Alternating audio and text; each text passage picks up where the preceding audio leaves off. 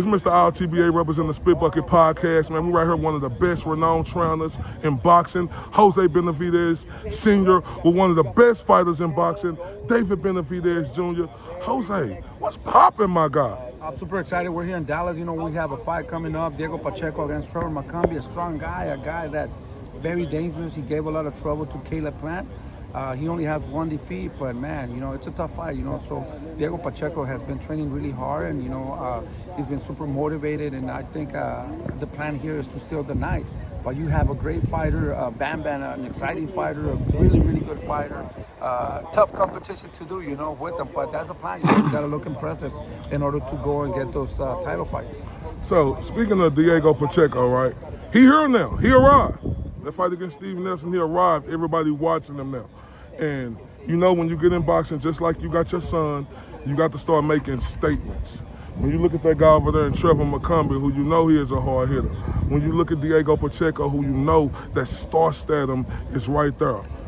Don't you think Diego need to put on an impressive performance, even maybe a knockout, to solidify to the 168 division that it's his time? That's what I'm trying to tell you. Yeah, you know, he can't just win a fight. He has to look impressive against Trevor McCumby. We got to look better than how Caleb Plant looked, you know. We have to. It's a must, you know.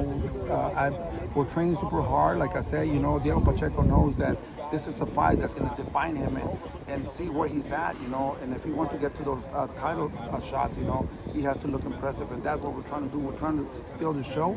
We're trying to look impressive and look better than Caleb Plant. Man, you continue to, you know, help a lot of guys. You know, your new found sensation is Diego Pacheco. I mean, I know, you know, you and Ryu ended up bad, but you made him a champion before, you know, everything happened, right? You got your son, David.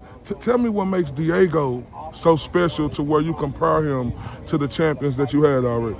Well, you know, man, like everybody knows, man, I try to do everything that I can for my fighters, you know. I've been doing this for a long, long time already. I didn't even know I could do this, you know, but I've been managing a lot of fighters and making now a lot of champions, and that's a dream come true. But, you know, everybody's different, man. You know, everybody has different abilities, different talent. And I believe that just within time, you know, they're getting seasoned, and there's so much opportunity, so many belts. Now David went up to 175. Now we got Diego at 168, and we're trying to make the best fighter at 168 with Diego Pacheco, trying to go to cruiserweight and fight Sudo Ramirez for David. But I mean, it's just the hard work, the dedication they put in, and like I said, we just got to keep getting better and better. Now, speaking of David, I'm glad we got that. Speaking of David, right, we heard about him and Caleb Smith. I know you can't talk business, but that's what it's circulating around the world. Even Caleb Smith just came out the other day and said him and Benavidez is close. Is that what we look forward to next, Coach? The fight that we really wanted to fight was the Better Beef or Be Bold. Those are the fights, you know. Those are the boogeyman under division. Those are the fighters that we wanted to get. But if we can't get that, you know, we'll probably try to get Anthony Yarr or Callum Smith, or whoever deserves an opportunity to fight at 175 and fight for that title, you know. So we're here for whoever. We're working on it. We don't have anything yet, so we're looking at maybe September, the end of September, October, somewhere around there, and try to make those fights happen. So, you know, David doesn't run from anybody, and he gives everybody opportunities. So he's the world champion at 160, 75, and we'll fight anybody that deserves and anybody that put in front of David. The Mexican monster is ready. Do that bother you, Coach? 168, you know, y'all was chasing Canelo. 175, you got Dimitri Bivol and Better Beef up here, and now y'all got to go. Not saying that they're regular fighters, they're good fighters. Anthony Yarr and Caleb Smith, but it seemed like David Benavidez never could just get what he wants. What's going on, Coach? Well, you know, we were trying to get that fight with Canelo Alvarez for almost 5 years. Definitely, I mean, they didn't want to take the fight. Always excuses, $200 million to fight David. He only brings 25 pounds to the table. David Benavidez has not done anything in boxing. He's not a champion. Nothing but excuses, you know, but at the end of the day, I think they're doing the right way, the correct thing to do, not face the Mexican monster. We've seen that Canelo Alvarez is not the same. The body's not responding the same. I believe that what I heard, that in pay-per-view, they got the worst fight in history, you know, with less punches, you know, throwing with the skull. And they did throw a little bit of punches there. and he couldn't cut the ring off, you know. So I think that the legs are not responding the same, and I think that Canelo's not the same anymore. So that, and they're smart about not taking the fight with David Benavidez. So you think Canelo will never fight David? That will never happen. That will never happen. You don't think, for the Mexican, he from Guadalajara, Mexico, Coach. You don't think for the Mexican pride he's going to fight David Benavidez to cap it off? Yeah, he will never do that. He will never fight David Benavidez, like I said, you know. It's. I mean, if he wanted to fight, we wanted to fight him for 5 years. You know, we waited so long. We went out up to 175, and still, you know, that shadow. Still, people ask about that. You know, but we're down. We could go down to 168. We could fight at 175. We could do whatever. But we're trying to look for the bigger fighters. You know, Benavidez, Bivol, Zurdo Ramirez. Those are the fighters that we're trying to chase. But Canelo he's always going to have that shadow of David Benavidez when he retires. They're not going to. You know, I feel that the Mexican people wanted that proof, you know, to shut down David Benavidez and beat him and retire, and that didn't happen. So now these days, I don't think they're gonna accept him as a great champion. I got a couple more questions for you, Coach. You just mentioned that Canelo slowing down, his legs don't look the same. Canelo versus Crawford, who you got, Coach? You know, we're going to see the same fight that we saw with Charlo and Skold.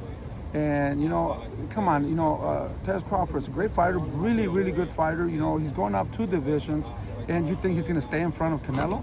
No, he's going to tap him, move out, and try to win the fight. He don't give a fuck about the people, you know, what they think. And if I was fighting Canelo now, if I was that little, I would probably do the same, you know, because that will give Canelo an opportunity to hurt him. It's weight classes for a reason, right, Coach? Of course. Coach, now this is the thing that bothered me about a lot of people who saying this 50-50 or Crawford could win this. Crawford barely, you know, there was a good fight with him and Madrimov, but he barely, you know, skated in that fight and couldn't hurt Madrimov. So what makes people think that Crawford is going to go up to 168 and beat Canelo? You know, I just don't get it. And you know what people don't understand too, Crawford, you know, how old is he now? And he's been to a lot of wars. So his body too.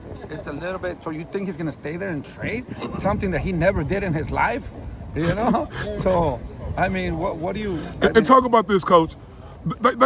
Crawford is always trained, right, to come down and weight. Fernando, agarra un poquito, ¿no? Agarra un poquito. Real quick, Crawford is always trained to come down in weight. Now he's training to put on weight, the extra muscle and everything. Coach, I'm trying to explain to people, but they don't want to listen to me. Can you tell people about the extra muscle? Is he going to be quicker on his feet, his punches? And that's what it is. You know, he's just trying to put weight and cash out and just get that fight with Canelo. He's just trying to make weight in order so he doesn't look that small. But this is what's going to happen. He's going to survive. He's going to move around. And he's not going to try to get hit. For what? You know? He's just going to try to get his check. And maybe that could be his last fight. You know? That's what I think, you know? But there's no way he's going to go toe-to-toe with Canelo. You know? He's going to try to use his leg, move around, just win the rounds. Coach, you first came on the scene with your son, Jose Jr. And the last question, I love Jose Jr., man. How you doing, man? Everything's going well. You know, we're working on him to also get on the undercard of David, and we're working super hard on that. So I'm thinking maybe like in about October we're going to get a fight schedule. So we're working on it right now. David just had another son. I have another I have another grandson. Super excited, super happy about that, and I couldn't be more happier, you know. So now we're gonna work on his next fight. Everything's good with the baby. Now we're gonna try to get that fight. Hey, Mr. RT Bad with the Spit Bucket Podcast with Jose Benavidez Sr. Thank you, my guy. Thank you.